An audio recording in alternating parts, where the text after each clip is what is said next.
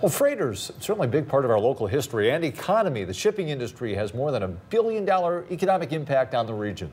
The Paul R. Tregurtha is the crown jewel of its fleet, and it makes a lot of trips through our area. And tonight we take you on board and introduce you to the men and women who keep the big ship on course. 13 ABC's Lisa Guyton and videographer Todd Gertner had a rare opportunity to go along for the ride as the ship unloaded coal in the Detroit area and Monroe. It's a story you'll only see right here. The Paul R. Tregurtha is also known as the Queen of the Lakes. It is the largest freighter out on the Great Lakes today.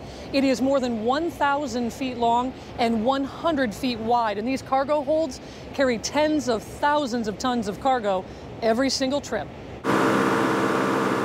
She's an engineering marvel. The great ship of the Great Lakes moves quietly and efficiently through the water. At more than 3 football fields long, not only is the ship's size impressive, so is her workload. She can move in one single trip as much as 70,000 tons, which over a season adds up to millions and millions of tons of cargo.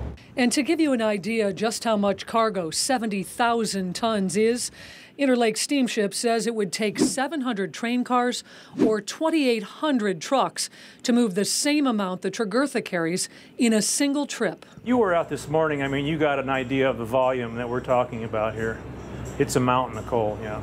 And there's a lot of engineering that goes into moving the cargo from ship to shore. There's gates at the bottom of the cargo holds that open and close, hydraulic gates that drop onto a conveyor system that runs up the back of the ship here and up the loop. Once we start unloading, the ship will rise, so you have to counterbalance with ballast water and stuff like that to keep the draft straight and keep the boat straight, keep it from bending too much. It takes a lot to get the Tregurtha from point A to point B. The ship and crew work around the clock, running day and night.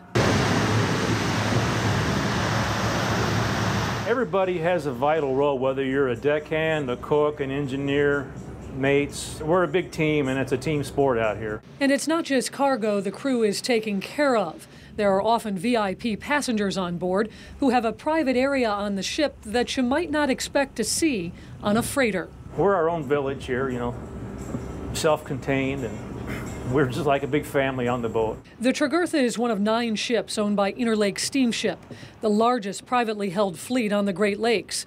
The company moves cargo for a number of different industries. Any given season, we can move close to 20 million tons of iron ore, coal, and stone. Captain Dave Johnson has worked on the lakes for decades. Roger, Paul R. Tregurtha. He started as a deckhand and worked his way up. A lot has changed since the captain's first days on the job.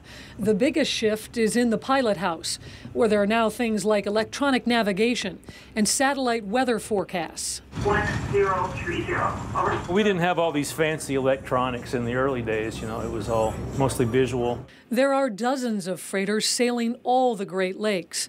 On this day, our trip took us through the St. Clair River to Lake St. Clair, then through the Detroit River, and finally into the western basin of Lake Erie. Our travels took us by beautiful waterfront homes, through downtown Detroit and under the Ambassador Bridge, where we were met by the J.W. Westcott, a boat that, among other things, picks up and delivers mail to sailors. This was on a gorgeous late August day, but of course life on the lakes is not always like this. Summer sailing's pretty easy. It's not too bad, it's not too windy.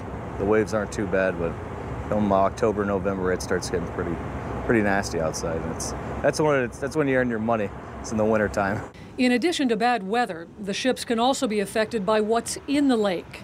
As we entered the western basin of Lake Erie, there was algae in the water, which can cause problems for more than our drinking water. It creates quite a drag. It can knock us down, a half a mile an hour or even more, which is quite an economic impact. So recent history, we've been hiring guys to come out and scrub the ship side and clear it for us. We've done that the last few years. And when it comes to the environment, it's a big priority for Interlake Steamship. We are always looking for ways to protect our waterways and reduce our air emissions. We've been a leader in doing that since 2006. We've invested more than $100 million in our fleet. While a lot of the work is done outside, there's one place inside everyone likes to spend time. One of the most popular places on the ship is the galley, or kitchen. They make 3 gourmet meals every single day. And I can tell you from experience, it's like eating in a 5-star restaurant. Paul Smith is the chief cook. He's been working in the galley for more than 25 years. Well, that's the hardest part of the job, is new ideas, different things every day. We're going to have prime ribs. We're going to have scallops and butter parmesan. Then we're also going to have a chicken parmesan breast. The second cook is Denise Hanrahan. She started as a temporary cook. Years later, she's still sailing.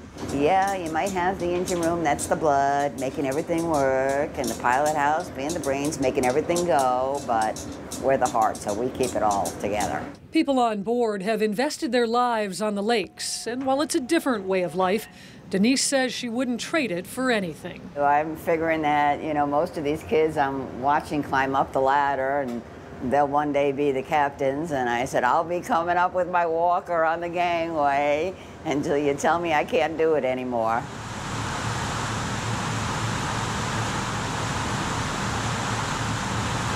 Oh, who knew? Now we know. Lisa, next time you're stopped by a train, think about 700 cars. Oh my God. That's Holland, Sylvania once a day. That's Well, I've covered a lot of freighter stories during my career, but this was the first time that I've actually had a chance to get on board one of them and make the trip down the river.